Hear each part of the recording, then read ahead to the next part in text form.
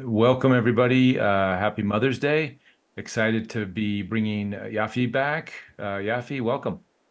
Hello, hello everyone. Happy Mother's Day. Awesome.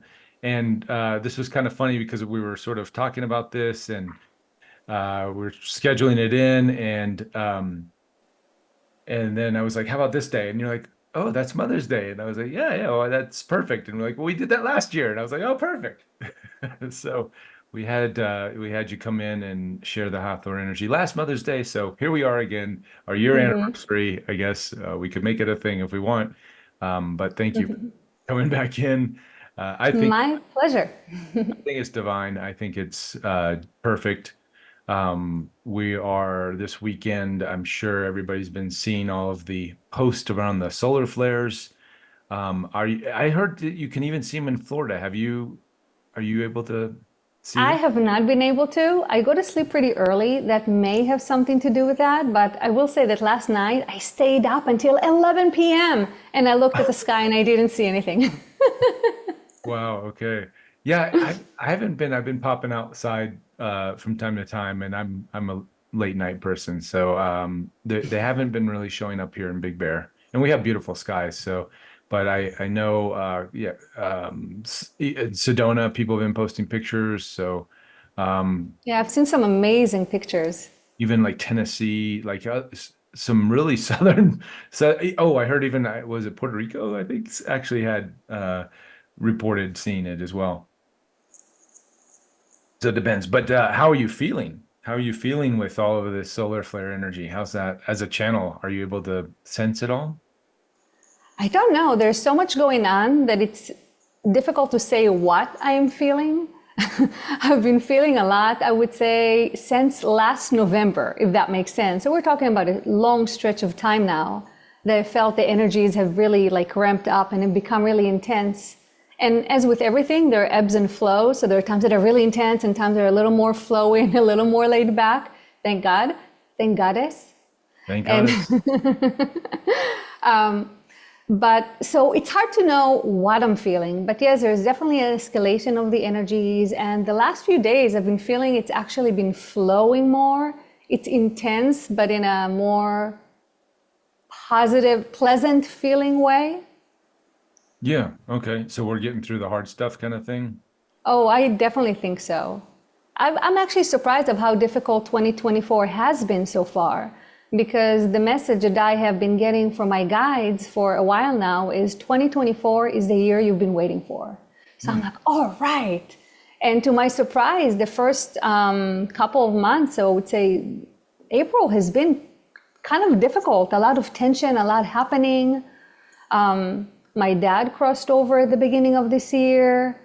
So it's just a lot happening.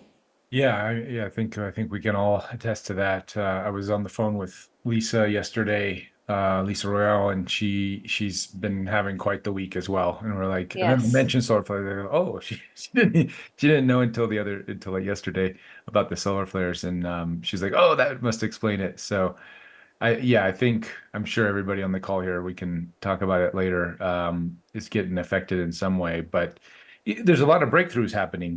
There's I think a lot of stagnant energy that we all kind of felt. We're like, why is this happening? Why is that happening? And it seems there's breakthroughs as far as the collective is concerned with the movement. So maybe that's Mhm. what they meant is not it necessarily being easy, but stagnant energy getting moved. Well, you should ask about, I have not been asked about this solar activity during channeling, but I have been asked about the eclipse. We've actually done several sessions about the eclipse, and I just finished writing about it, so it's all fresh in my mind. Oh, I'm okay. finishing up my second book, but Oh, back to the eclipse. So oh, I was okay. channeling about the eclipse, and the eclipse from last year, and then this eclipse. And the guide said something really interesting. I haven't heard that. There had actually been an alignment this time around of 18 celestial objects. They call them stars, apparently things that we do not even consider stars, they see as stars. So 18 celestial objects. We're obviously not aware of all of them. And the number is also significant. And the energies have been the energies of endings, of completions. So everything that has not had the opportunity to resolve is now being pushed up to the surface. So all the loose ends can be resolved. Everything that needs to be, it sounds scary, but it's not, like burnt out, like all the loose ends that need to be burnt. That's what's happening right now. And that was the energy that came with this specifically last eclipse. Yeah, that makes sense. I think they're related. There's going to be some relation. I can't wait to dive into the channeling about that because I was talking to Ron yesterday as well with Lisa, and he came in a couple weeks ago after the eclipse and sort of did our eclipse hangover interview broadcast, and we were talking about the solar energies, and he goes, "Yeah, I've got solar hangover now," and I'm sure many many of us are going to have that this week with the craziness. Well, in regard to the eclipse, what were some of the keynotes, key takeaways that came across since you did so many channelings around that? Yeah, just a few. And like I said, it's all about the energies of endings, of completion. And I think it's not, it's kind of a big, big pattern, big cycle of completion. So there's smaller cycles, smaller patterns, like the ones that we're each seeing in our personal lives, different issues that can now be addressed in a deeper level are coming up to the surface. But we're also seeing it worldwide with different behaviors, different areas in the world that have a lot of tension and a lot going on. We're seeing it politically. So all the political systems that are most broken and most corrupt, everything is coming up to the surface. And it almost seems like everything is worse, but it's not that it's worse, that it's just more apparent. It's more out there, more in a way that we can no longer ignore or not address. And when yeah, for sure, that's absolutely that's what I'm seeing as well. And when did you channel your book again? Conversations with Earth? Yes, so this started in 2020. Hmm. And it spans approximately 3 years. And at the beginning of each session where I channeled, you have the date. So you see exactly Okay. when the session took place. So that's Conversations with the Earth. And the book that I'm finishing up now is Conversations with Hathor, channeling the Divine Feminine. And I was surprised when, you learn so much writing these books because when I'm channeling it, it doesn't really stick fully. And then going back to it and reading and organizing it adds so much insight. It's really a Welcome to my world. fascinating, fascinating journey to go Yeah. back. And so now I went back and I discovered that I started with Hathor actually before all these channelings. I kind of consider this book the beginning of my channeling. But apparently there was before that because Hathor came up right away. And then a lot of this happened and then Hathor afterwards continued and also during, of course. So the second book that I'm writing now like hugs this book and before and after and goes all the way to this recent eclipse that I touched that also.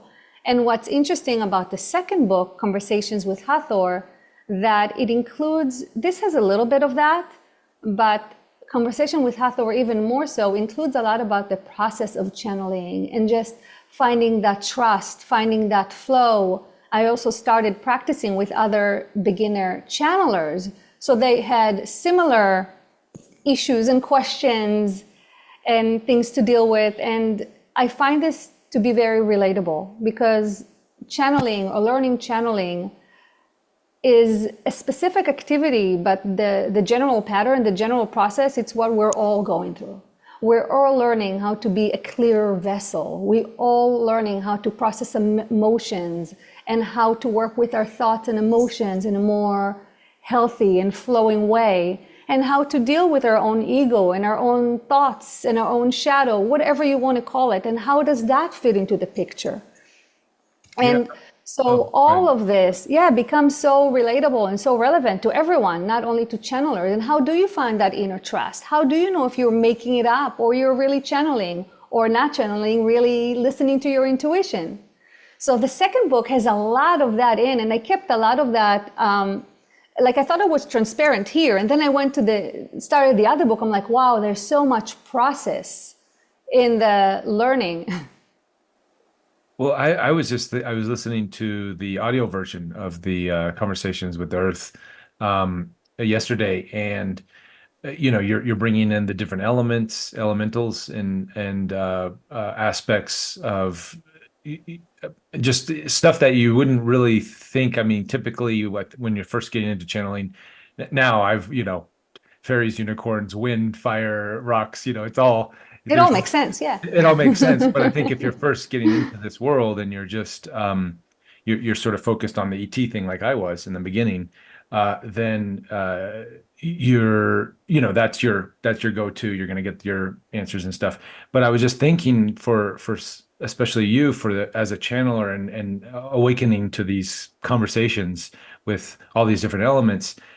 It must feel like you have a super weapon in a sense. I mean, I don't want to say the word weapon, but Well, a supercomputer, some sort of secret thing that yes you and can. no. Okay. Yes, because anyone that's really connected to their intuition or their psychic side, which I've been on that journey for 13 years now, really dedicated to that journey. So, yes, there's a little bit of like kind of a magical power there. The Yeah. more you realize the world is magical, the more you have magical abilities. So, a little bit, yes. However, not really, because it's such a process. It's such a journey. It's a process of discovery, and it's a process to work with your own humanity. We see the ego or the doubt or the insecurities as a problem, as something in our way, but not completely. It also keeps us human, keeps us grounded, keeps us asking, keeps us Right. humble. Yeah. Yeah. Yeah. And I So, guess, as you lean into in these sort of so-called superpowers or secret weapons or whatever, you realize and I'm glad you sort of said it that way, is you realize to obtain these superpowers, you have to have what's the famous Spider-Man quote, right?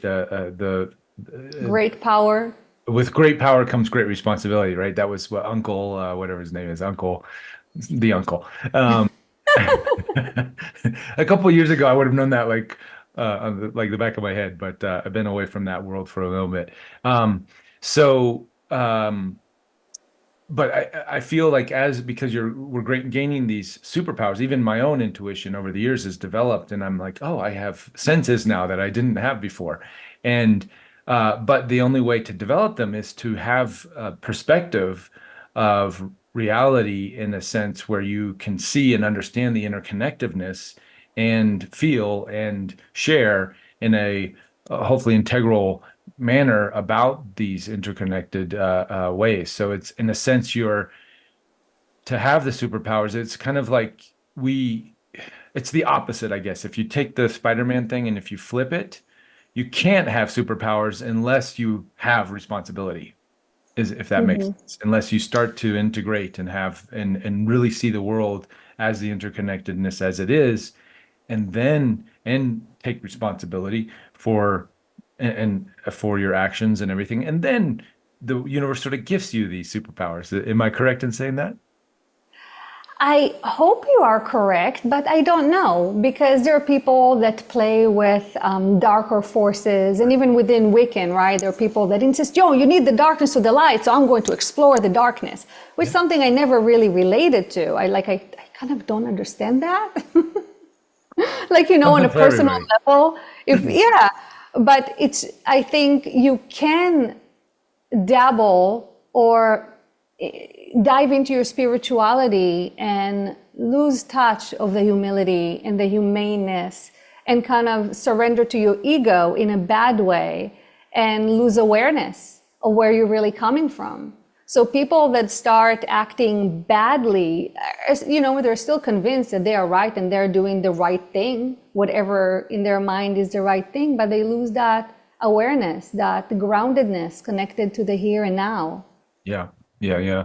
We were sort of having the AI conversation yesterday with Lisa, and that was part of one of the reasons we were calling her.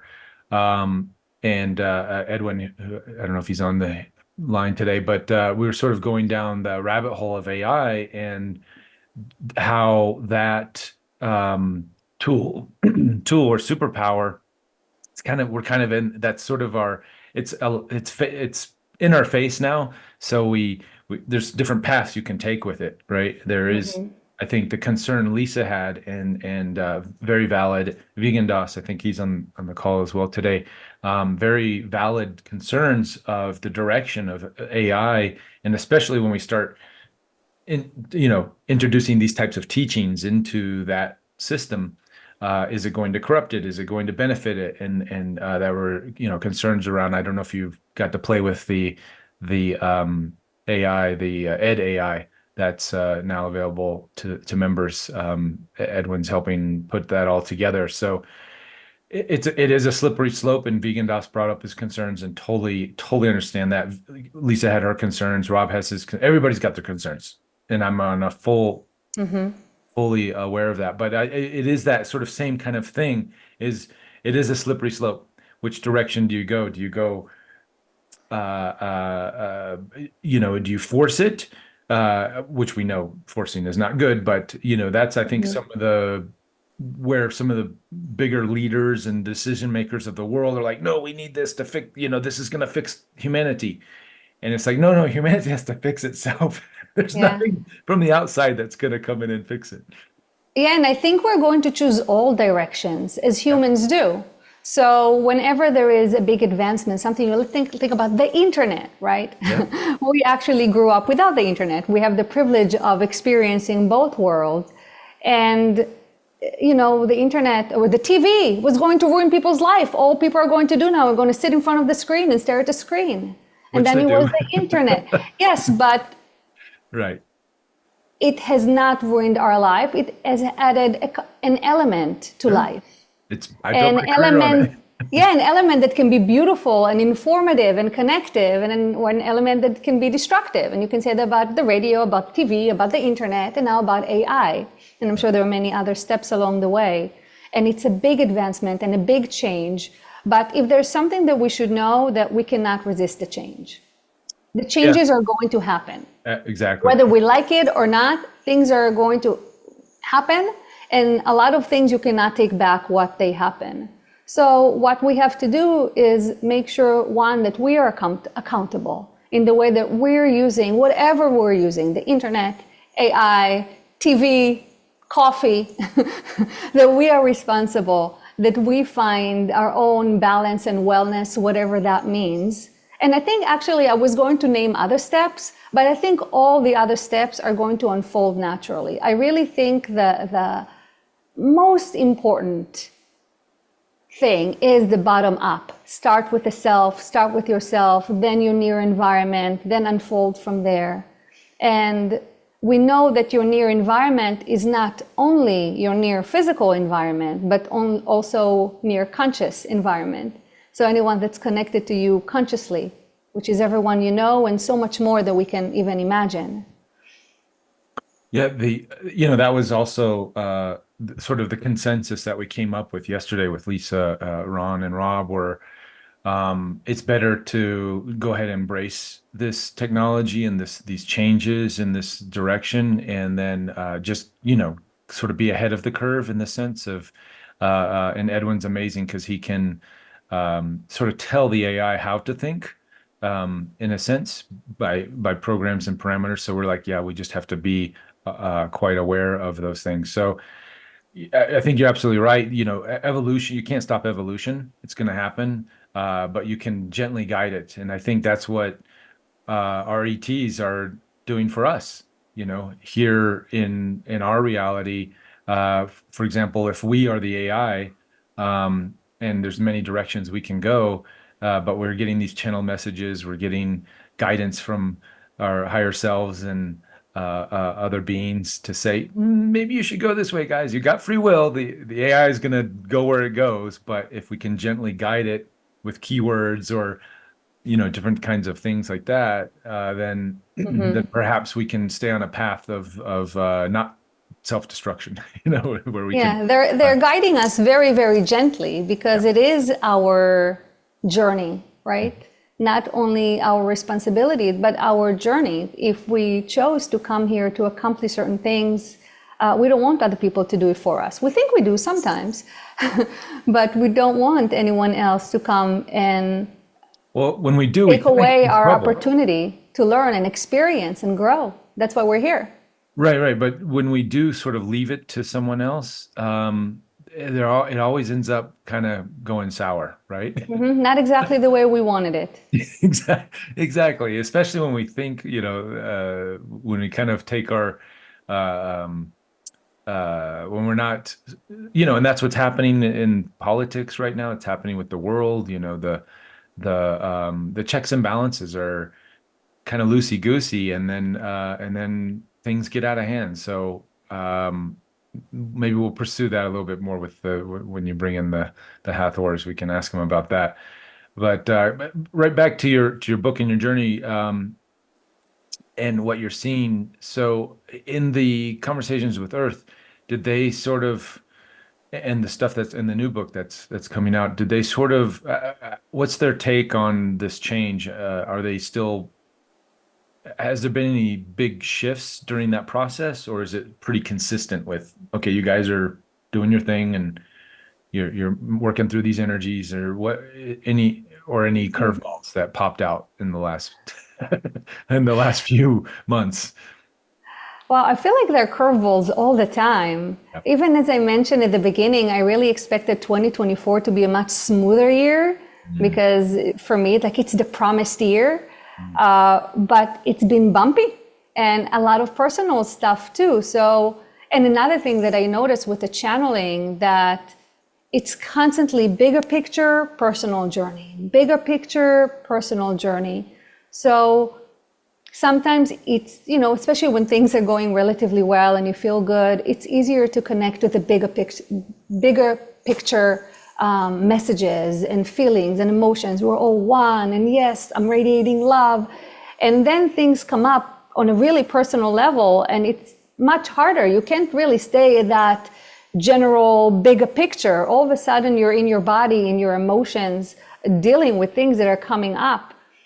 And I see those all as curveballs because, like I said, when it's yeah. general, when it's far from you, it's much easier to deal with in theory. Like when I'm helping, it's different when I'm counseling clients, right, or doing healings for them, then I'm dealing with it on a very personal level in my life with my sister or whatever.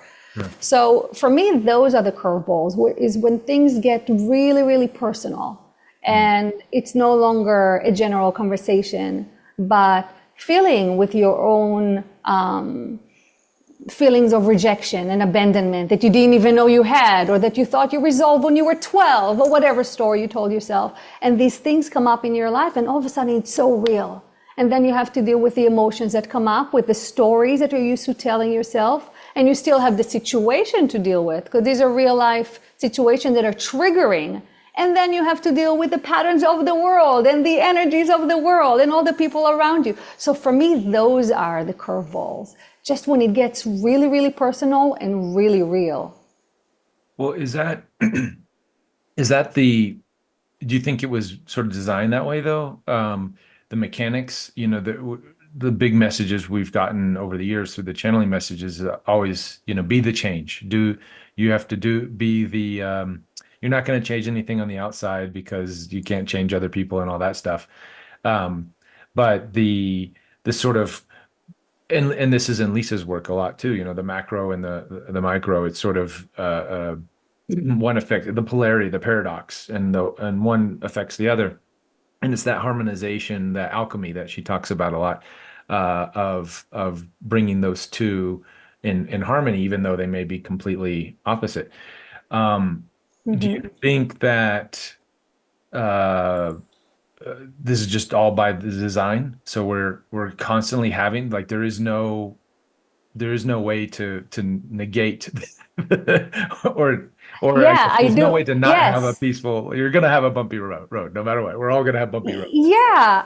Yeah, I don't think it's designed as in punishment, like I'm going to abuse you. No, But no. I do think it's the design of the world. So just how things are coming up to the surface in our society, they're coming up in our surface, in our psyche, in our emotions. So we have to deal with things that are harder and more real and deeper than maybe previous generations did, or maybe than we had to 20 years ago or 30 years ago, because it is intensifying Yeah. and it going towards the same integration and resolution. movement, that our whole society is. So just like we're learning to love each other, so much easier said than done, now we're learning to really love all the different parts of ourselves. And what does that really mean? And Yeah, again, easier said than done, sure. and harder. It's easier to love something theoretical. So I can love someone across the other side of the world, especially if I don't know them. Much easier. Now take a part of yourself that's hurting, that's causing you pain, that you don't really know what to do with. It's much, much harder than to love this part. And what does it mean to love this part? So I think it is by design. So we cannot avoid anything anymore. Yeah. Yeah, exactly. Yeah, that's well said. Did you were you aware of Chris Bledsoe when he was on the show? Did you happen to catch his? Oh, that's right, you were there, and we actually talked to him. We talked about the Hathors. Okay. Um, did I forget at that time? I don't think you did any channeling at that time. Have you been in touch with him? Have you A continued? little bit, just a few messages. Okay. Did he ever get a Hathor session or anything? No, he did not. I actually meant to write him that I'm on today so he can come, but I Oh, forgot. okay. Yeah, yeah. Well, maybe he'll see this playback because I wanted to maybe when we get into the challenge, I kind of wanted to dive into the Hathors and his story and see those interconnection points and whatnot. Um, let's see. So we'll save that for after for channeling. What else was I going to say? But let's open up to questions for in the audience because before you get into channeling, or maybe I think maybe everybody might be eagerly waiting for you to get into channeling. But okay, I have a quick question before that. Um, but guys, go ahead and raise your hands if you have any questions. Um, so you also were channeling. There's that thing. I use the thumb a lot, so my screen. I I think it's an Apple thing. But I saw recently you were channeling Isis about like Trinity, the idea of the Trinity. Is Isis coming through these days more or less, or is that common for you to pop in? Isis has been coming through more since I got into light language. Oh. So just like I was surprised that Hathor is like my main voice Hmm. in channeling, I was very, very surprised that when I got more and more into light language, it became obvious to me from the inside that this is the frequency, the energy of Isis, and that they work together, and that Hathor conducts a lot of field tuning. So different sounds, different tones, chants, also songs and chants. But Isis, she tends to go more for spoken language, Hmm. and she speaks light language. And it's really beautiful and really interesting because the way I perceive it, especially at the beginning, maybe because it was new and I was paying attention to everything, when she utters those words, I could see light coming out and interacting with especially the spine, with the body of the recipients. And the words would actually be movements of light. It's so difficult to explain. Movement of light that would just go, and also similar to the hand movements, that they would go and weave around the spine and do different things and go into different parts of the body. And often people would be able to feel it and relate to it. So an example, I was doing it with Ra of Earth while he was on a podcast, and he wanted some light language. Hmm. And all of a sudden, I noticed that Isis was specifically sending it into his head, and they were doing something in his head. So afterwards, I asked him, "Where did you feel it? Where did you feel it?" And apparently, not only he felt it in his head, he had a head injury that inside of him, he didn't say it out loud, he was asking their help with. Hmm. And I saw as I was saying the light language with my eyes closed, I could see the energy going to his head and working in his brain and doing stuff. So it seems like the spoken words of the light language actually not only are conscious, but they're working with us in a very physical level, a way that can get to the physical. It's very interesting. So Wow. for me, that has been my main exposure to Isis. Hmm. And because of that, I was curious, can I channel her verbally as well? So Hmm. we called her several times, and indeed, she can be channeled verbally just like Hathor. There's definitely an overlap with their energy, but also a distinction. So they're, in Yeah. my experience, they're both a part of this divine feminine essence. Yeah, yeah. That's what I was kind of wanting to ask. How do you tell? How do you tell the differences between, okay, this is Hathor, and I guess I know everybody when they're channeling, they get familiar with a specific energy, but for me, Yeah. it's such a So it blows my it's mind. a it's a texture. So the Texture. same ways you can recognize different people by the sound of their voice, right? The voice Mhm. has a very unique texture. There are Okay. even machine with voice recognition, and they can pick up a voice, even distorted, and they can know exactly what person it belongs to. There's something very unique about our voice. So if you take that and expand it and realize that there's something very unique to each of our own frequency in general, and just like we're able to recognize different people, I'm able to recognize different spiritual sources because their texture is slightly different. Can you tell us a little bit about the texture, Isis texture compared to Hathor texture? What are the Yes, differences? yes. So Isis texture is much more airy Okay. and more. So let's start with Hathor. I feel Hathor is a wider scope. Hmm. So, and I guess I would say, and I don't even know if these words are accurate, but a closest, like Hathor may be a collective and Isis is the being. But again, I don't even know if that's accurate. But Hathor feels more broad, more general, more encompassing. Okay. Hathor also feels, although she's very soft and fluid because she's very feminine, I also feel like strong groundedness with her. She has a really strong connection to the earth. So there's this groundedness, Mhm. while Isis feels lighter. So it feels airy, it feels lighter, it feels higher pitch. Hmm. So these, I would say, are the main differences that I am Okay. experiencing between Hathor and Isis.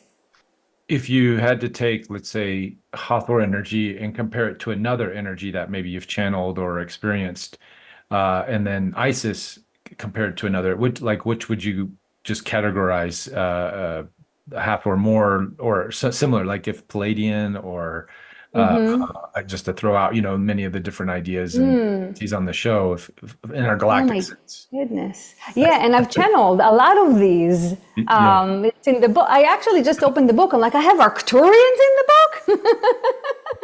I nice. didn't remember. Wow, I don't know what I would compare it to. Let's see. So maybe Isis feels similar to Pleiadians, Okay. and maybe Hathor feels more classic Syrian. Okay. Yeah. But not exactly.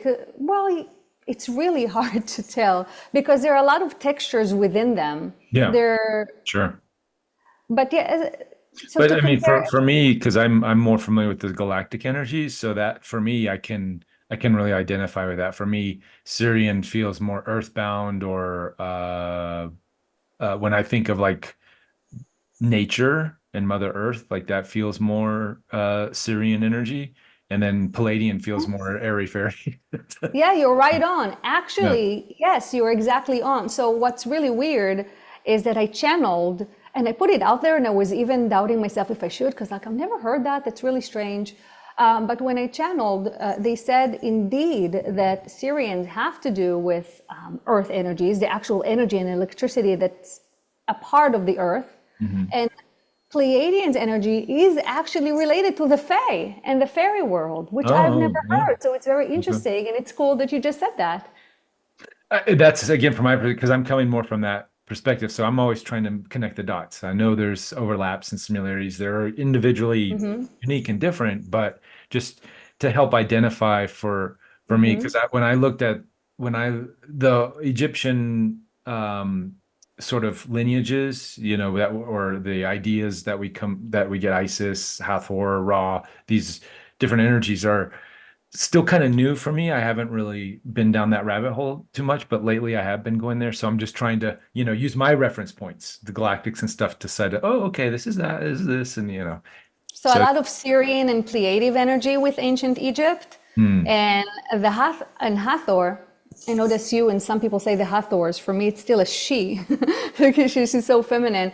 So Hathor has been very active in ancient Egypt. It's not just a tale. From what I understand from what they said, they really have walked the earth in physical form back then, intermingling with the people, not necessarily with everyone, but with the people they needed to intermingle, interact. Oh, okay. So it wasn't like the whole society and civilization didn't know who they were? I don't think so. I think the society as a whole knew about them, but didn't have ongoing access to them. And I think maybe that is a part of why ISIS emphasizes teaching women and not only men, because when the information is also given to women, it's also shared with the family. It's a way to spread it to the whole populace and not just a selected group. I see. So even at that time, there was a strong male dominating force, you think, going on. Absolutely, Yeah. absolutely. Yeah. Interesting. So one of the main things that Hathor was talking about from the very beginning is the rise of the feminine on Earth today and the importance, the significance of the rise of the feminine. And let me just say that the feminine doesn't necessarily mean a woman, feminine, male, masculine. There is some natural tendency towards those polarities. However, femininity is something much more general and broad, and men that are comfortable with their femininity are having easier time with these changes and with the rise of the feminine, as they themselves, like you, Reuben, and my husband, and many, many others, see the need for a more feminine texture, if we call it that, frequency in the world, and a little bit less of the male gaze, the masculine, forceful, dominance type of interactions, and even authority figures. Yep, been there, done that.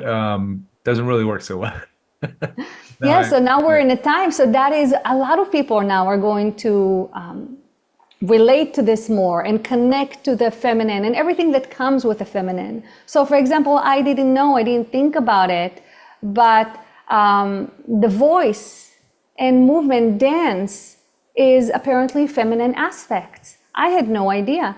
So singing and dancing, which is obviously not all for women, but that's a feminine aspect. So men that could start connecting to their voice and to movement, that's, for example, one way of inhabiting that divine feminine, that feminine essence.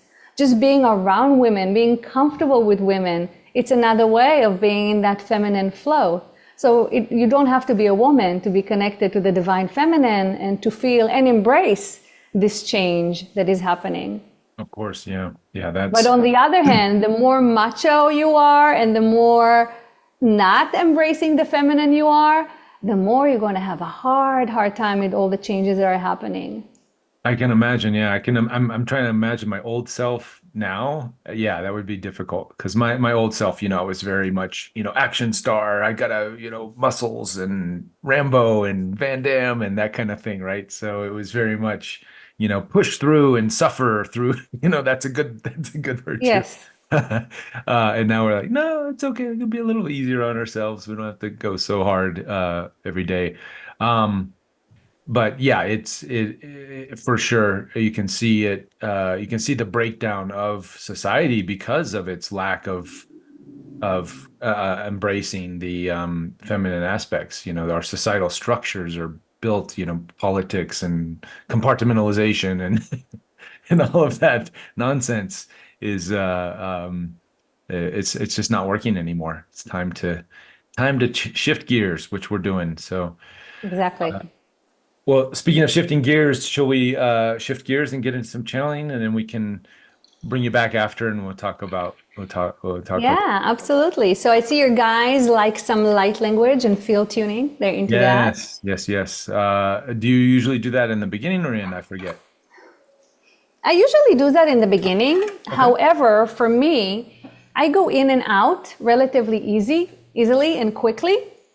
Hmm. So, for example, I can start with the language, light language, and then come back and we can talk about it. Or I can go straight into the verbal channeling. So, we have total freedom in what we want to do. Usually, the choice is to do light language and then to flow into the verbal channeling. Yeah, I But, was going like to say that mentioned, that's we have total freedom. I'm feeling that too. So why don't we get zapped here with our light codes that can do our healings and stuff. I'm gonna try to look for those in my mind's eye, look for those lights as you were describing them. Oh, And wonderful. I wonder really if you can see them because you are quite sensitive. Everybody here. So that's wonderful. So yeah, see what you, not only if you can feel, but what can you feel? So we can share, you can share it with us. all right, I cool. do have bowls here that you can see, so I'm just lifting so you get an idea. So I have 3 bowls. I don't play them a lot, but a little bit with the light language, I find it to be pretty nice. Oh, do we want to check our audio settings before we do that if you're gonna play the bowls? Because sometimes the We can, but I don't do much. okay. Yeah, it seems to be coming through. Sometimes the Zoom likes to block out certain sounds. Zoom likes my channeling. Awesome. Sweet. All right. So, like I said, I'm just going to close my eyes. Would you like me to say my invocation out loud just so you're like a part of that? Oh, that'd be lovely. Yeah. Okay, let me do that. Okay. Okay, let's do the balls too.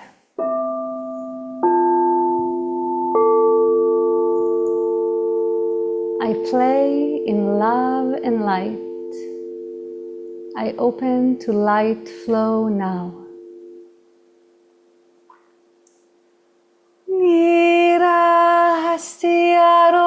Nirahastiarohomaya Indarayohomaya Ukranaya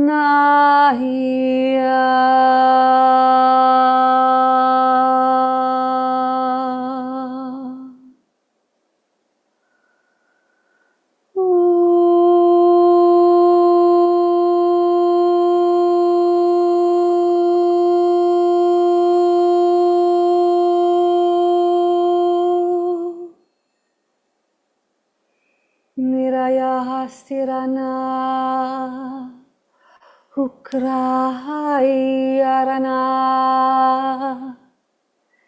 Ekranom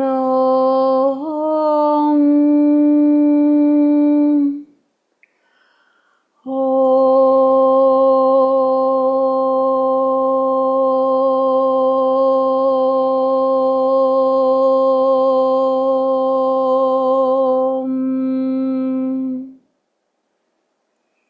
Iranaya Arakada Siranaya Hira Hatura Panna Akerestiana Kiria Horastianuma Hiruhup Ara Hayakarania Tista Harapum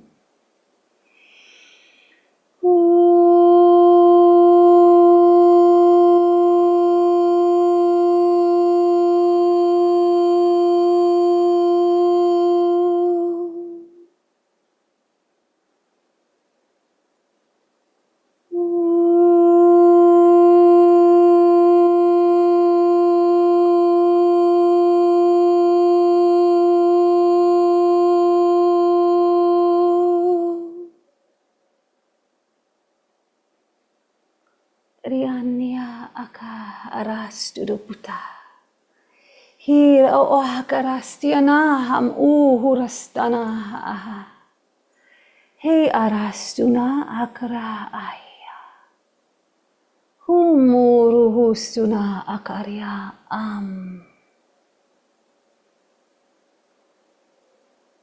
Now that you are all grounded, we were able to stretch your energy from the bottom also to the top, all the way to 4th density, anchored in 4th density. Once this was accomplished, Isis came in and was able to make sure your heart portal is open so the fourth density can anchor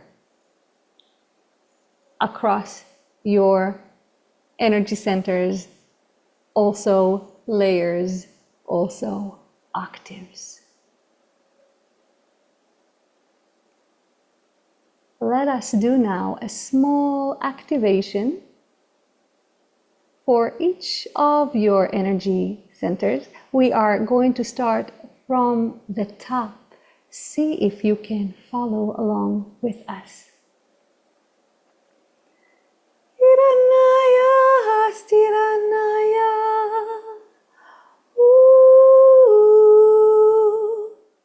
Hiranya Horastia. Herania Horania.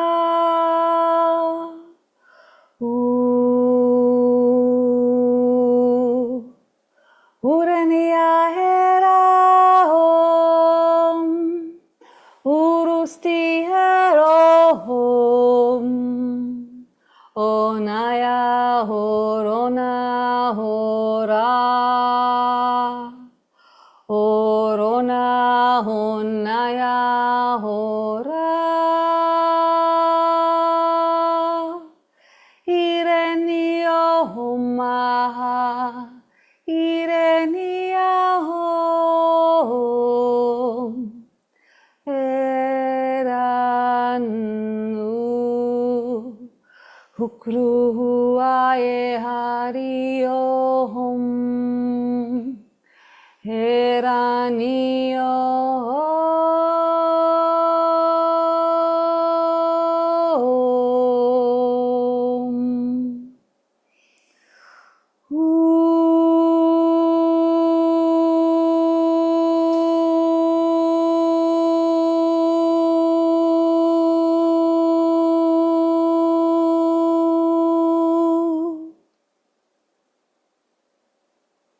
Uroneak utera stuma era aha oma yanana. Irostunararianaham.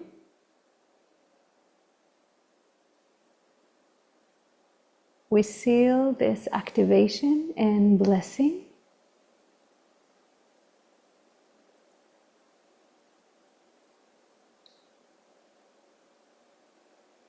And hope you can feel your connection to the physical and your earth.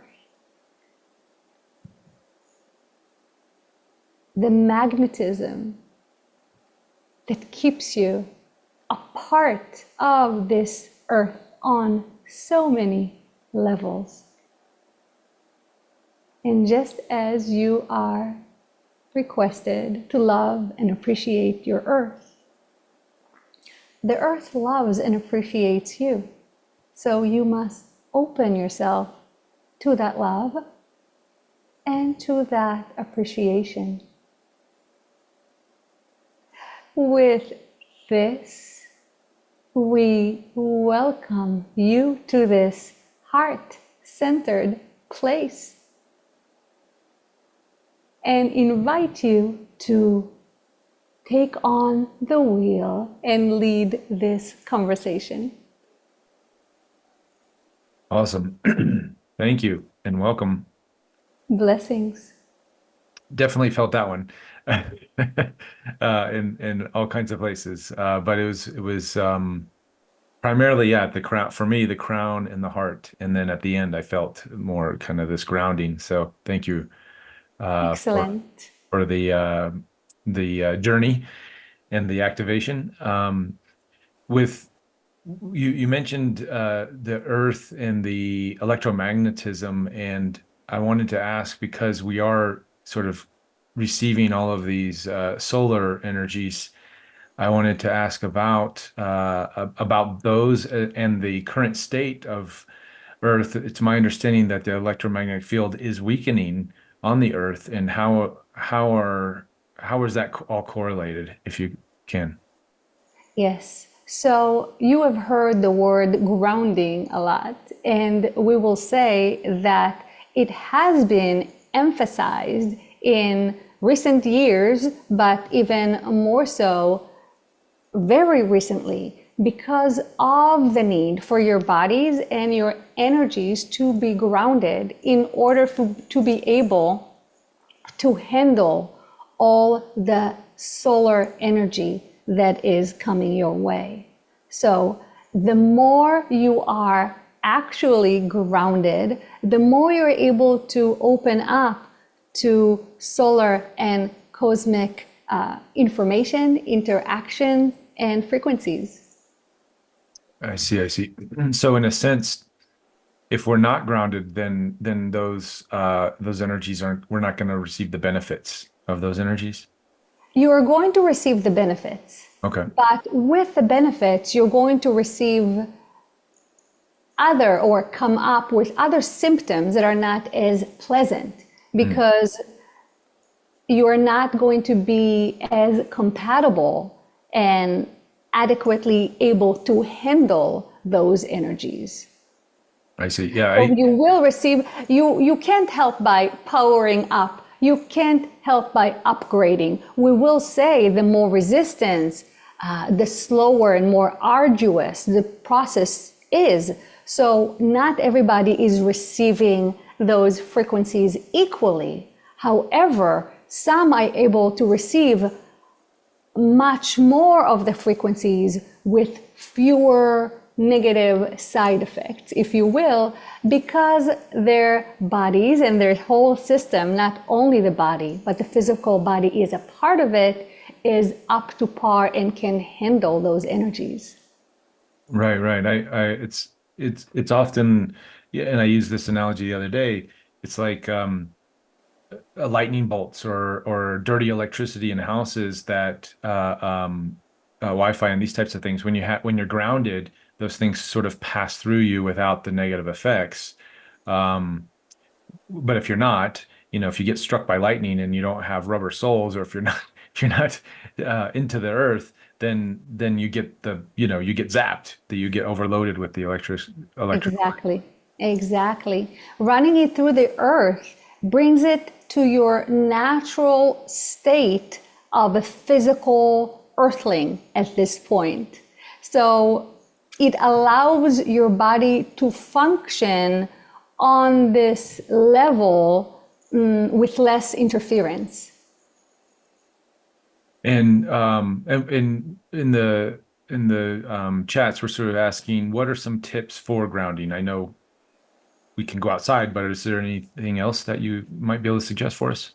Yes, so there is the element of going outside, and there is a very strong impact of being outside and actually connecting to the earth, whether you are walking barefoot or touching a tree or whatever is in your environment, connecting to a rock. So there is a benefit of actually being in touch with the earth. However, when we are talking about grounding, we're really talking about full identification and inhabiting your physical body. So then drinking and eating can be grounding. Moving around, dancing, or working out can be grounding. The idea of grounding is for you to be fully in your body. There are a lot of misunderstandings of what grounding means. And being in touch with the earth in that way is the easiest way to bring you in the body as you are connecting to the frequency of the earth, which is the same frequency as your physical body when it is well. So it is like plugging an electrical device to the electricity. You can also charge it in the sun, but plugging it into the wall is the fastest way. The same thing, when you plug your body to the earth, it's the fastest way to ground it. However, any activity that brings you into your physicalness fully, it is a grounding activity. Awesome. All right. Well, we'll ground as much as we can and always. Yes. And what is there a correlation or what are the differences between this sort of solar blast that we're receiving now and then the eclipse energy that we had just last month? Yes, absolutely. This does not happen by coincidence. These things are set in motion. We cannot even say for a long time, as it's just the way things are, it is. But yes, there is a connection. So during those eclipses, essentially what happens is a bombardment of solar and cosmic energy that is then filtered by the moon, which allows extra powerful codes to be sent and rays to be sent because the moon acts as a filter and the rays can then, you may say, reach the earth and humans indirectly, working with them in a slightly more subtle way. Now, once this happens, the screen can then be removed. The moon continues on her journey.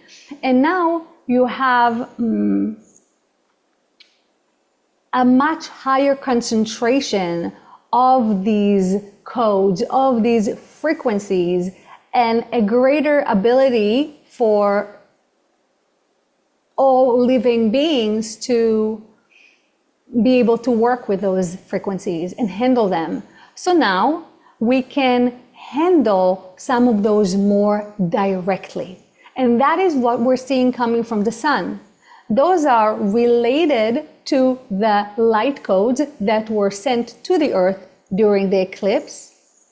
However, those are ones that do not require the filter, that can now reach us directly and continue working with us. Now, we mentioned the eclipse were related to ending, to completion. Mm-hmm. Those energy rays that are coming from the sun are, as you may say, is laying down the nest for the new to be born. I see. So would it be okay to sort of say the the eclipse would be more of a feminine energy and the solar flares that we're receiving now are more masculine? You may say it that way, but we will just add that the rays that are coming to Earth right now are more balanced. So they're not exactly masculine, Okay. but they are more integrated of the Okay. feminine and the masculine, which is the difference than before. Oh, okay. So energies that were coming from the sun before were perhaps more masculine and not and less integrated. That is accurate. Okay. And just to clarify, going back to the eclipse, going through the moon, we associate moon with feminine energy. Is that sort of a feminine filter then that was transmuting some of these solar energies coming through? That is accurate. Okay, interesting, fascinating. Um, and what is Hathor's role in all of this? How is Hathor navigating these energies and Hathor being here guiding us on this journey? Yes, so our essence, the Hathor essence, is very strongly related to the earth, the actual earth, the actual energy, electricity running through the earth. So we are here with you during this evolution, this upgrade. The main difference is that we have a wider perspective. So we are seeing what you are seeing as an earth dwelling being, but we also have a deeper understanding of the earth herself, of the different dynamics that are happening, the different influences, different beings, different objects, different solar objects that are interacting. So our relationship is being a part of it and holding the space for this change. We are driving it from the inside and holding space for it from the outside. So we have several functions Hmm. in this shift as we are having it, making it with you, but also as an outside force, observing, holding the space, facilitating, and guiding you. And I'm assuming you're working with several galactic energies in this cradling of humanity as we go through Yes, the shift. there are many galactic families and groups and individuals that are working with the Earth at this time. We would even say more than ever, which is a very big statement, because there has been a lot of involvement, much more than humans realize. However, right now, there is more involvement than ever. So you don't even have to look back. You can and ask questions about ancient past. You can look and focus at the here and now and see what is happening. And this is, as you probably realize, it's just the beginning. Well, speaking of this past, because I was going to go down that path, during the Egyptian times, and that's where we have sort of the larger reference points of the Hathor energy. Um, During that time, was it what was the Hathor's role during that time? So, similarly to now, there was an awakening of awareness. And a part of this is the awakening of the awareness to your connection to the earth, to your, you briefly mentioned magical abilities before. So, your magical abilities in connection to the earth, your own consciousness and the earth. This is a part that humanity is still missing today.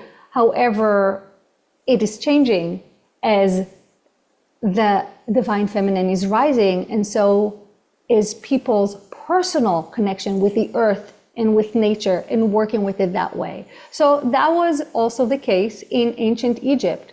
And our role was to make sure certain things come up to the surface and can be used and can be utilized. However, also to make sure that the information, the knowledge, the technology is then not used in a way that would cause further damage to humanity. So once again, we had a dual role of bringing forth the energy, teaching selected individuals how to utilize this energy and use it in practical ways, but also to protect it from influences that will not be in the highest good for humanity. And sorry.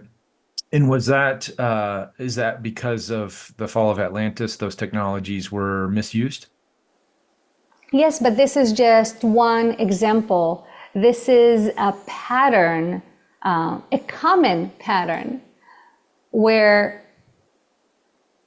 we can call it technology, although a lot of it is spiritual technology or energetic technology, where technology needs to be protected from misuse. There are a lot of players at hand at any given moment. So you, for example, are worried about how humanity will use AI, or humanity is handling with different changes and progress and development. Well, it's not only humanity. There are many, many actors that are involved behind the scenes.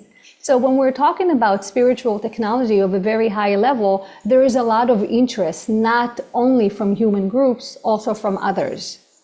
So it becomes very important for the need to protect it. And yes, that is a part of what happened in Atlantis, but Atlantis is just one example. It's a normal journey, normal process. And would these be like crystal technologies in the past, more related to that world? Crystals are tools. However, the main driving force is consciousness. So when you talk about sound and frequencies, when you talk about crystals, when you talk about water, when you talk about different minerals, these are all tools that work with your consciousness. So consciousness is always the driving force. I see. And now for like the same sort of idea with AI as a tool, and we were talking earlier how the direction can be going one way or another depending on the input, depending on the consciousness, and how it's used. Exactly, exactly. The consciousness of the humans, and then in turn, the consciousness of other players that are involved, whether or not the humans are aware of them.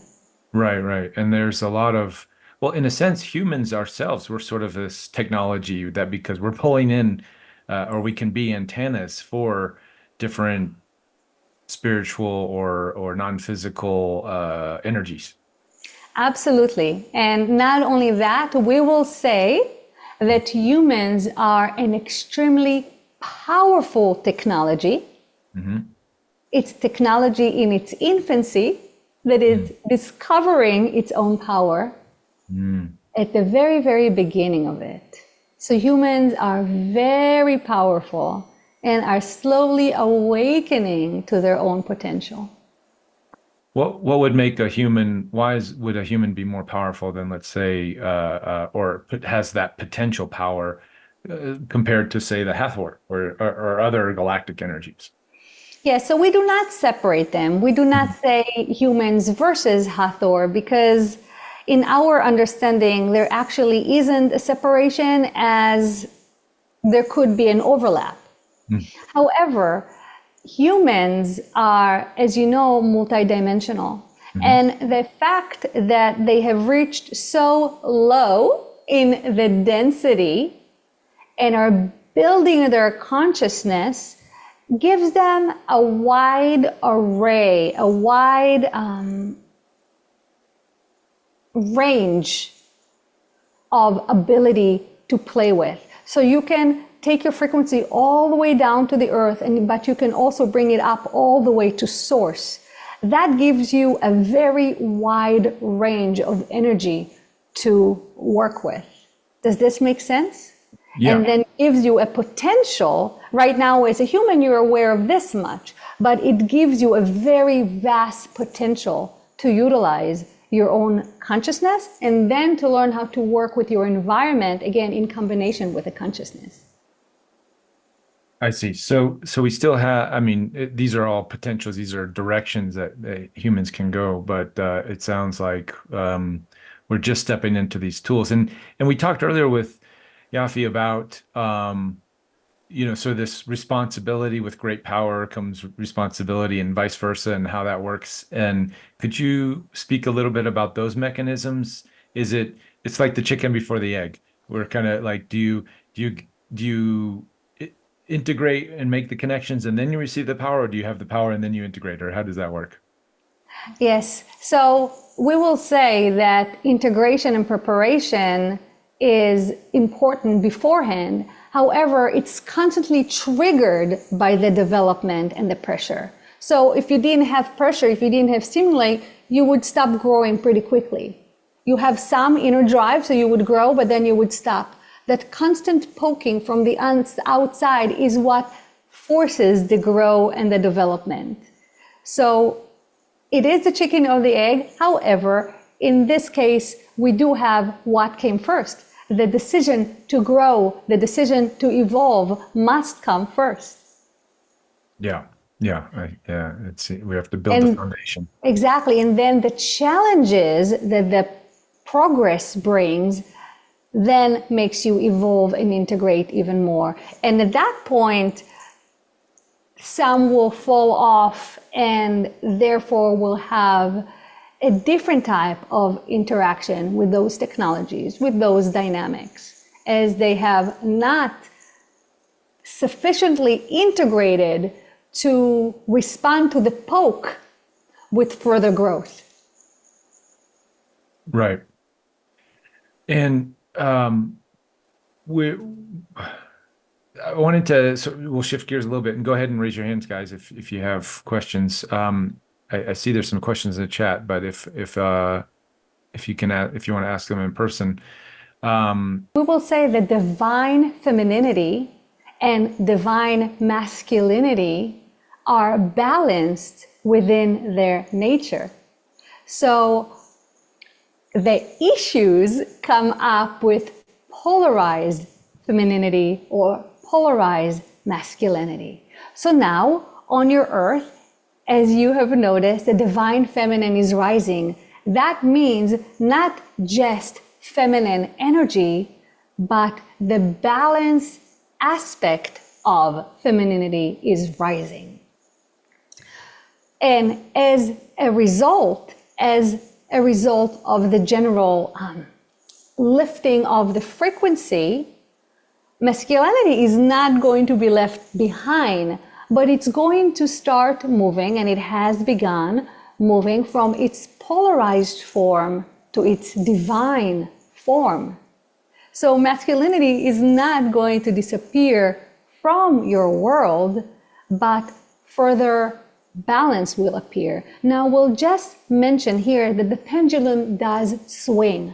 So you will still see movements toward feminine, and then movements toward feminine and masculine, and the back and forth. However, the larger movement is towards further balance, and because of the current masculine leaning of your society, the divine feminine is what is the driving force to bring it back to balance. We hope we have answered your question. You are not alone there, as this is a part of the pattern happening in your world today. So we will say that your higher self has agreed to take on some of these matriarchal issues and help process them. You are doing it on a very low level, so it should not interfere with your day-to-day functioning. We're actually seeing that your higher self is being very careful in how much of it allows into the system. So although you may have some minor symptoms in your left body, they're mostly not debilitating, and your higher self is keeping them this way. So we will say there is no extra thing that you need to do in order to clear female karmic issues, as they are coming up and will continue to come up. Then what is your role then? Your role is to stay centered as much as you can, to stay patient and loving towards yourself and your body and all the energies that are coming up as much as you can, and continue that journey with the awareness not to be self-penalizing, as different things are going to continue to come up. And your role is then to hold the allowance for them to come up, for them to be processed. And allowance also means not holding on to them. So not pushing them away, not resisting, but also not clinging to them or pulling them towards you. Learn to be as allowing as possible while working on maintaining your own wellness, your own balance, your own clarity, so you can excel during those changes. I can do that. Thank you for that clarity. I really appreciate that. You are very welcome. All right, Ben's up. Go ahead. Greetings, Hathor. Greetings. Could we move into some darkness, please? Topically, because in the world that we live in today, there's sometimes a tendency to steer away from the darkness. And from my understanding, the darkness is really that which remains unseen and unacknowledged. And I think that there's a mechanism on the micro and macro levels. Again, in Yafi's book, there's a consistent theme about the role that we have, the responsibility for our own frequency, and how that affects the collective consciousness and the reality that we experience. And with the surfacing of these areas of pain, which we're currently seeing on the planet, what is the mechanism for us as individuals to honor and explore our own areas of darkness and to purge that to contribute to the collective? Yes. So you mentioned that you cannot ignore darkness. However, you'd be surprised how many of you do so quite regularly. So you may be referring to darkness around you, and as we mentioned, there are difficult situations around you. However, in order not to ignore darkness, we suggest not ignoring the darkness that rises within. So, if you think the problem is wars in the world, look within yourself in the warring voices that come up within you. Is there a way to treat those voices differently? Is there a way to perceive them differently? It sounds oversimplified. It sounds like that cannot possibly be the solution to world peace. However, we promise you that it is. So, not avoiding the darkness means not avoiding the darkness, which means unknown and unpleasant aspects of the self. And that is the ultimate accountability, in the ultimate way to make sure that you are of the light, that you are sharing your light, that you are generating and co-creating the light and the love that you so dearly want to create and share with the world. So yes, there is darkness. However, the darkness, as you mentioned, is darkness because it is unknown. It must come up to the surface and it must be dealt with. So again, you will notice within yourself thoughts of separation, thoughts of judgment, thoughts of insecurities. Those are natural. If you believe that you do not possess any such forces and thoughts, that means your level of awareness has not increased enough for you to know them. However, the more you are aware, the more you are aware of the darkness within, which is just the polarity of this dense reality and your opportunity to start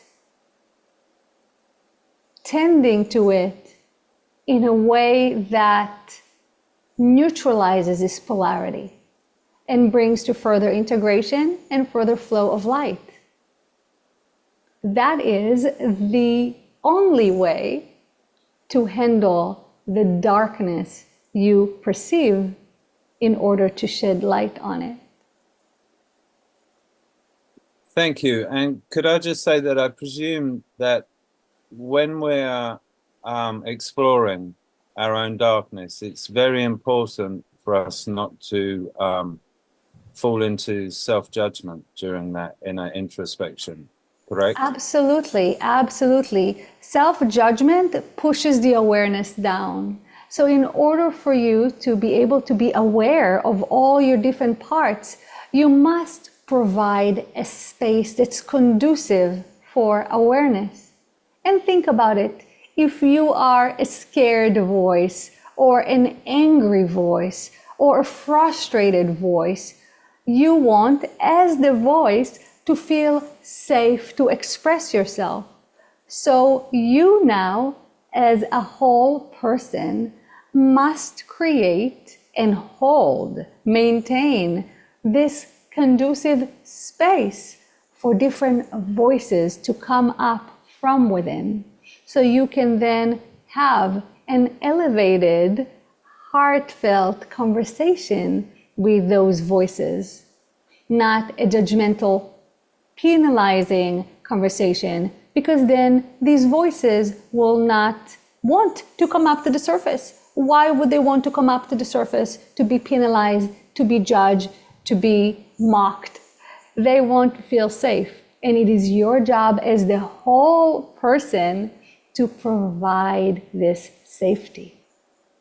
Yeah, so when we fear them, we're just pushing them away. We're denying them and not holding space for them to be heard. Absolutely. When you fear those voices, you're just reinforcing the dynamic of them being left in the darkness as unknown, undealt with. Yes, and just to close, I presume that this would be the only path to us accessing and living in our true power with true responsibility. That is accurate. Now, we will say it's a process that happens in layers and happens what you experiences over time. So there's no need to have it all in the here and now, as some of you, preciously so, want to experience it all now and resolve it all now. It is now how it works. The all now is already all resolved. Your linear experience, however, is the one that's in the process of evolving. So you must experience it linearly over time and in layers in order to experience this kind of healing and integration. Wonderful sharing. Thank you and blessings. You as well. Thanks, Ben. I had a question of sort of this idea of this darkness, and I want to go back to our history lessons here in the Egyptian times and that's sort of our closest reference for the Hathor energy. It was sort of my understanding that was 5,000-6,000 years ago, we had the fall of Atlantis, and then we were starting to rebuild civilization, and then we had this with the building of the pyramids and other structures around Earth. Maybe that happened prior to that period, but this sort of rise and fall of energies, the dark, and then the light comes in and sort of does its thing, and we have a good time for a little bit, and then all of a sudden it gets dark again. And I'm wondering, what were the mechanisms at the time? What were the reasons for the Hathors coming in at that time? Yes. So we came in order to bring up the awareness, to bring up the knowledge, to push forward another cycle of enlightenment and awakening. However, if we bring this to the conversation of the darkness, you would say that the consciousness of the people was yet unable to hold their own darkness. So the process that we're describing right now may seem obvious or make sense to your listeners right now. However, not to everyone, and even more so thousands of years ago. Such work seemed very difficult, very unapproachable, very different than what was accepted and known by the people. So although we were there with our, you could say, amping the energy towards evolution, the momentum was such that it couldn't get to the tipping point. So we had to retreat. We had to pull away our consciousness and our energy in order to allow things to unfold naturally. And now we are here again, and we are delighted to experience with you the progress that humanity has made. And now with our energy, not only ours, but yes, with our energy, there is enough momentum, and people are able to handle the layers that are being peeled off. A lot of you that think that they can barely handle it don't realize that you are handling it. You're doing such an amazing job. However, your awareness is more open, so you can perceive more of the process that you are doing, the journey that you are on. So you are able to handle those energies much, much better than in the past. However, your awareness is also more expansive, so you can see all that is wrong, all that is happening, but it's not wrong. It is just is what it is. Your awareness is what is expanding. At that time, was there a version of humanity or groups of people that stayed on a path and perhaps phased into a different reality, where the others, the majority, let's say at that time, at least in the timeline that we're on right now, the majority perhaps decided to stay in their denser realities and not look at their shadow? Is that So did that not happen? exactly, because the divide was bigger. So the beings that were able to leave left the earth. They were already able to come and go in that way, and they just left. However, the people that were here, humans that were here in fully physical, were not able to ascend, but your terminology. However, what they were able to do is maintain the high frequency with the knowledge and then disperse into the society, becoming then seeds for the next enlightenment. And that's where our mystery schools and those things come from? Exactly, exactly. Interesting. All right, The people that are closest to you, and it really is from the closest and then goes far, are a closer and a closer mirror.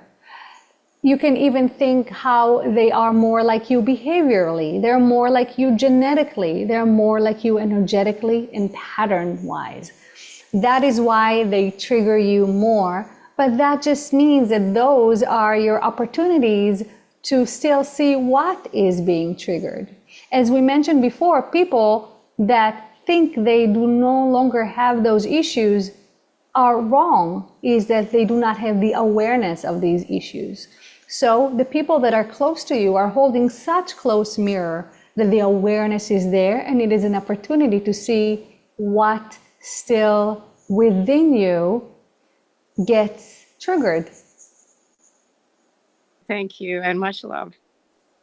Much love in return. So yes, our identity, especially when we are interacting and speaking with an individual or through an individual, is individuated for practical reasons, for practical and management reasons. We are individuated. And so when you can say that we walk the earth, it was indeed one identity, one person, one woman, one goddess, however you want to call it, who actually walked the earth. And yes, her name was Hathor. Now, remember that names are tricky. So you can say that our collective is Hathor because it carries that frequency, that texture, like the name, the word Hathor has a frequency. However, when the individuated person comes through, it is still Hathor. We're not sure it fully makes sense, but it's a matter of individuation versus going to the bigger collective. Another way of, and we will also mention that yes, our collective is permeable. So it can interact with many sources at the same time. You said everyone all at once. It is not exactly so, but the axis is much, much wider than a conscious individual is. Now, we say conscious individual because you as well, when you are speaking right now, is your individual personality. However, let's say when you connect to your intuition, or we can speak to other elements of yourself that are beyond that personality. However, because of the human condition, because of the veil that happens when you are incarnated on earth, your personality doesn't have access or awareness to all that is. All that is, we're not talking all that is to all that, let's say, the next few levels of your beingness is. So we do have that awareness. So we hold a larger awareness as non-physical entities. So hopefully this answers that part of that question. Now you ask our relationship to Yafi, and we will say that we have mentioned it to her in the past, that in essence, she is Hathor. Now, it is inaccurate to say that Hathor was a past incarnation of Yafi on earth. This is not an accurate way of understanding it. However, you may say that currently Yafi, the Yafi frequency, and the Hathor frequency overlap and include each other. And you may say that this is an ongoing process that you can, if you see it linearly, it comes and goes. However, if you take it on the consciousness level, not on linear level, it is just there, and the awareness of it comes and goes. So there is an element of becoming. Yafi recently had the realization that this process of channeling is her becoming Hathor, that is a better way for her to understand the relationship or the assertion that she is Hathor. However, this is an accurate way from the linear perspective. From a conscious perspective, it's a matter of spots of awareness. As if you, as a personality, awakened to Christ consciousness, you are awakening your awareness to your being a part of that bigger consciousness. We hope this makes sense. Yeah, I wanted to chime in and just sort of make the, I'm glad you brought up the Christ consciousness, because I feel the beginning part of the question, or the beginning part of, as Hathor was describing how things worked, it was kind of similar to the Christ consciousness. And then we have the being, Jesus Christ, that was a physicalized manifestation of that bigger collective. That is accurate. And that's sort of what Hathor back in the Egyptian days, that's what the Hathor being was, a physical manifestation of the collective consciousness of Hathor. Not exactly. Not exactly. Okay. But because there is also an individuation. So even within the collective, not in the physical, there are beings or entities that can then individuate themselves. Okay. And that leads to my next question around, there's many people that make the connection to the white buffalo calf woman in Native American traditions, sort of making that connection to the Hathor energy. Can you speak on that a bit? Yes, yes. There are many entities in different cultures that speak of our essence. So we have been given different names, different attributes. But yes, it is of the same essence of the divine feminine, of the archetypal mother that is then connected to heaven and earth. I was wondering, what is it exactly that singing and dancing do in physical reality? Wonderful, wonderful question. It has so many ways to answer it, and we will touch a few of those elements. So we'll start with the singing, the voice. The human voice is an extremely powerful tool, and it can be used in many, many, many ways. But it is your bridge of different realms. So it's a way to manifest a physical wave that transcends physicality. So that is your voice. And one of the elements that applies to both movement and singing is joy. So the idea of creating and creating with joy or through joy is extremely powerful for the vitality of humans. It is a part of your creative essence. So you have several elements here. So one, you have the element of creation, creating voice, creating movement. Second, you have the element of being in the flow. So when you sing or when you dance, you have the opportunity to enter a state of coherence that includes your physicalness, your physicality. And that action, that beingness of being in the flow is also extremely significant to your development and evolution.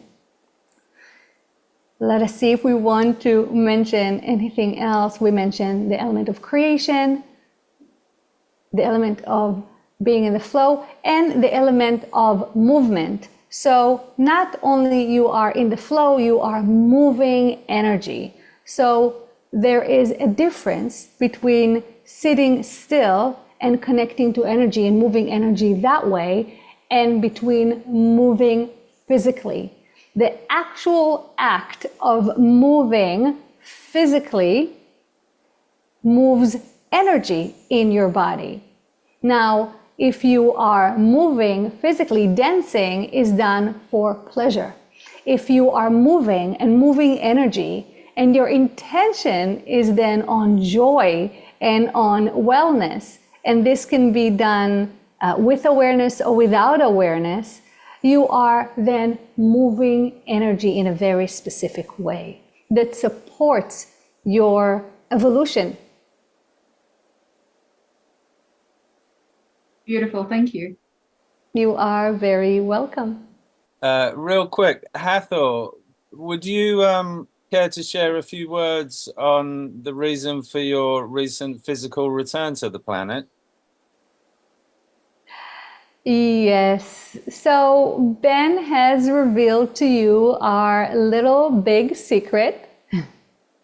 We have been working with many people on the consciousness level. However, in recent months, we have arrived in the physical on your planet once again.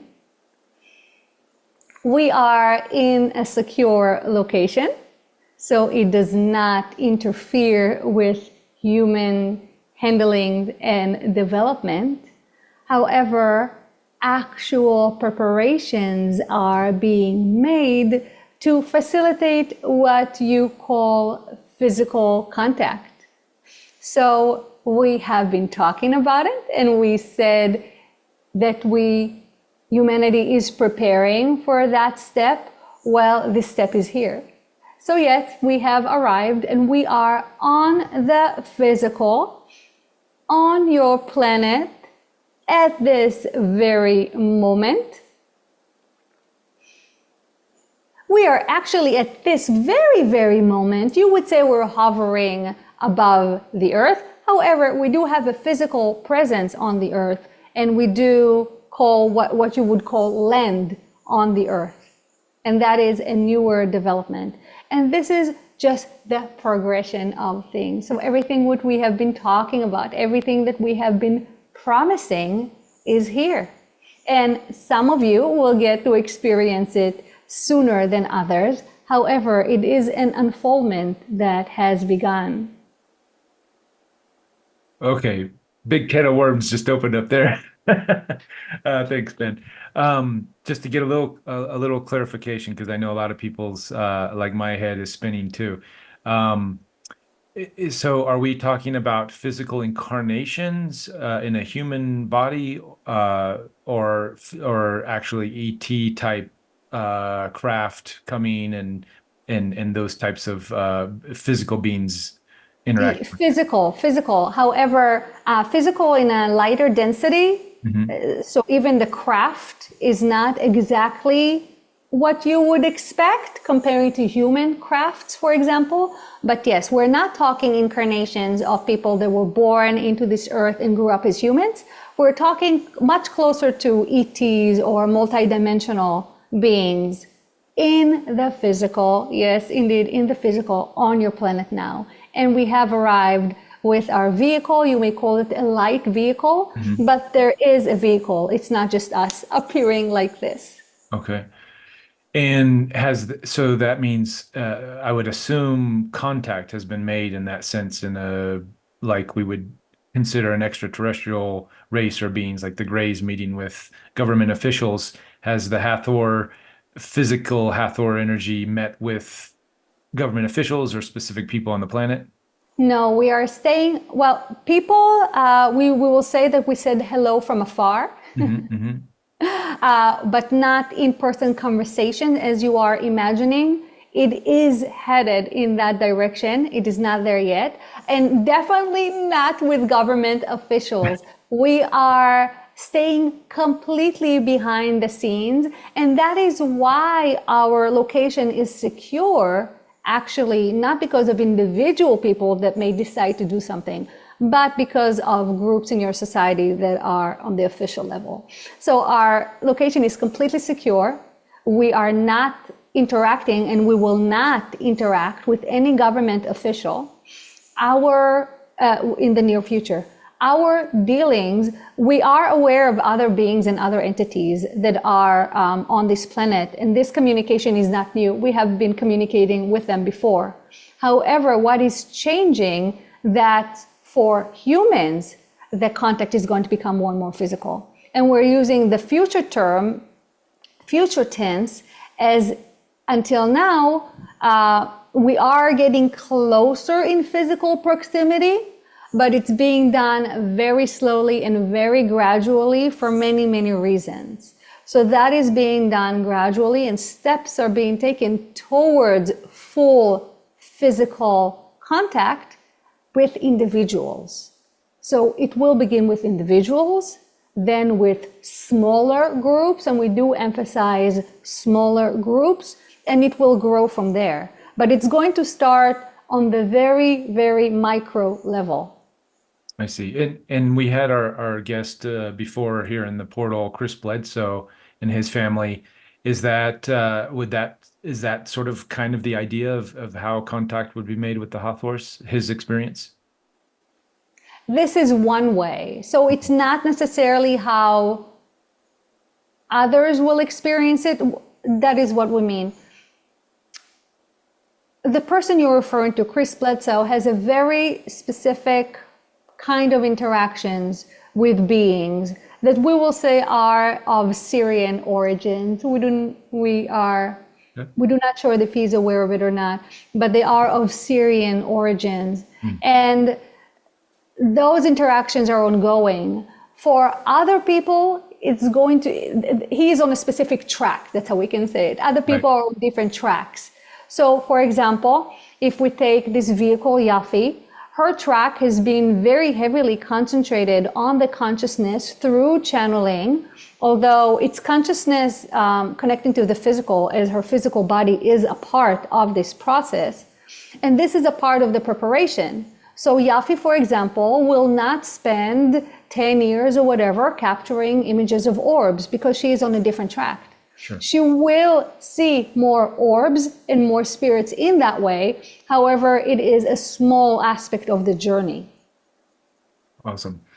And going back to what you were just saying about this, Yafi integrating the Hathor energy or becoming the Hathor, um, and that's sort of the same with all energies in a sense. Am I correct? Where we even doesn't matter our birth, where we were birthed from, or our sort of lineage, archetypal lineage, we can still adapt and bring in other energies that may not be of our sort of origin story per se, and we can become or transmute and turn into Hathor, Christ conscious, Octarian, whatever it is. Am I correct in saying that?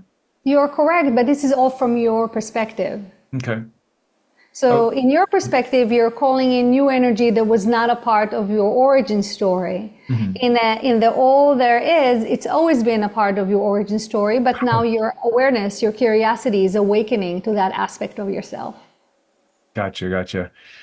Well, I know there's other hands up in the chat, but we are pretty over here on our time, so we'll go ahead and bring the channel back and close this out. Certainly, we send you our love and gratitude as always. It has been a pleasure to be in your presence, all of you lovely souls. And now we will return to the background, returning your Yafi to you. Thank you so much.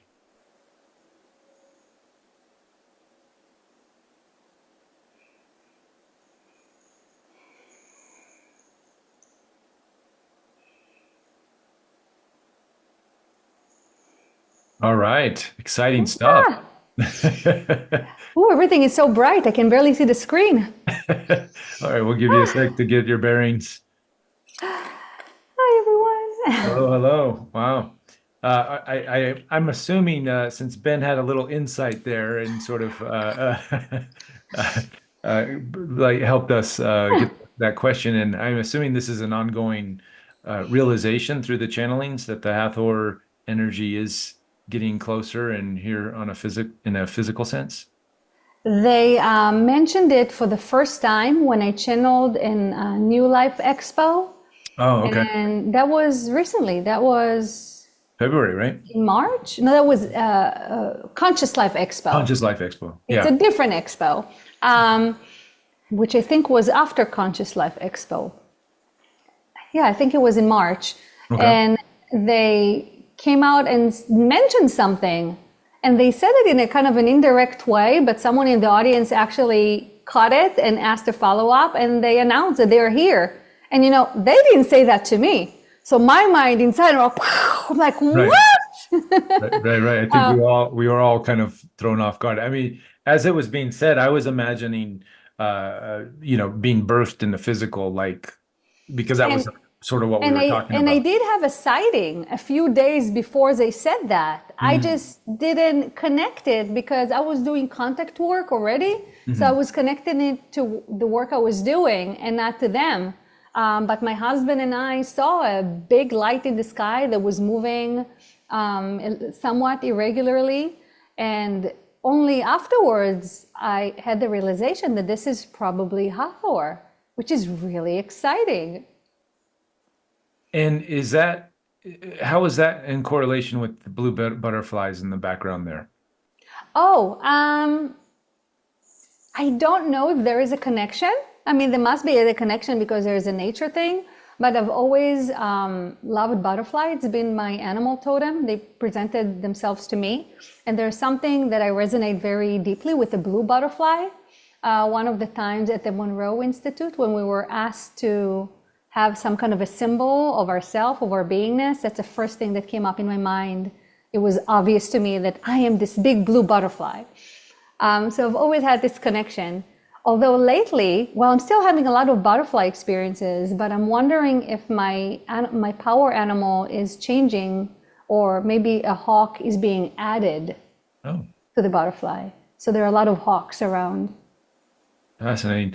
And I think we've asked this before last time, but the Hathor energy has a connection to Venus. Is that correct? As far as I know, Sirius. Oh, Sirius. Sirius. Okay. Yes. All right. Where was I getting Venus? Was Venus in there at all, or was that something else? I'm not sure. Okay, I don't know. Okay, so Hathor is connected to Sirius, and that's the Chris Bledsoe. You think Sirius / Hathor connection there? So yeah. So with Chris, when you asked, I actually didn't feel Hathor's presence there. but more that these energies are connected to her lineage.